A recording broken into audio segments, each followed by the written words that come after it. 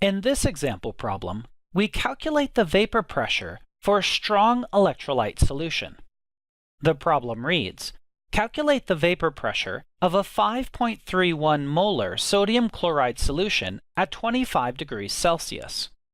The density of the solution is 1.194 grams per milliliter, and the vapor pressure of pure water at 25 degrees Celsius is 23.8 torr. Assume an ideal Van 't Hoff factor. Our equation is vapor pressure of a solution equals the mole fraction of the solvent, in this case water, times the vapor pressure of the pure solvent. To calculate the mole fraction of water, we'll use the equation mole fraction of water equals moles of water divided by the total moles, which are the moles of water plus the moles of ions. We need to be careful in this problem. Sodium chloride is a soluble ionic compound, so it is a strong electrolyte. We're told to assume an ideal Van 't Hoff factor, so we're assuming the sodium chloride has split apart completely into sodium and chloride ions. Let's start by calculating the mole fraction of water. We're given the concentration of molarity of sodium chloride. Molarity is moles of solute divided by liters of solution. Since we're not given a quantity of solution in this problem, we can make one assumption about the quantity we're working with. I like to make an assumption based on the denominator of the concentration units we're given, because it seems to make the math easier. So let's assume we have 1 liter of solution. We need to calculate the moles of ions and moles of water in that 1 liter of solution.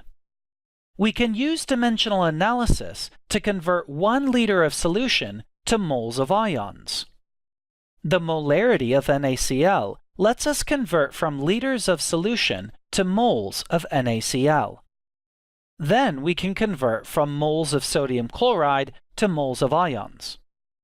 We will produce 2 moles of ions in solution for every 1 mole of sodium chloride, assuming an ideal Van 't Hoff factor.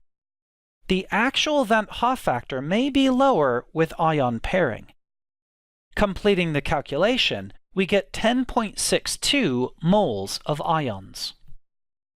Next, we can focus on calculating the moles of water. We'll need to use the equation mass of water equals mass of solution, subtract mass of sodium chloride. Once we have the mass of water, we can convert to moles of water. Using dimensional analysis, we can convert 1 liter of solution into grams of solution using the density of solution, and 1 liter equals 1,000 milliliters.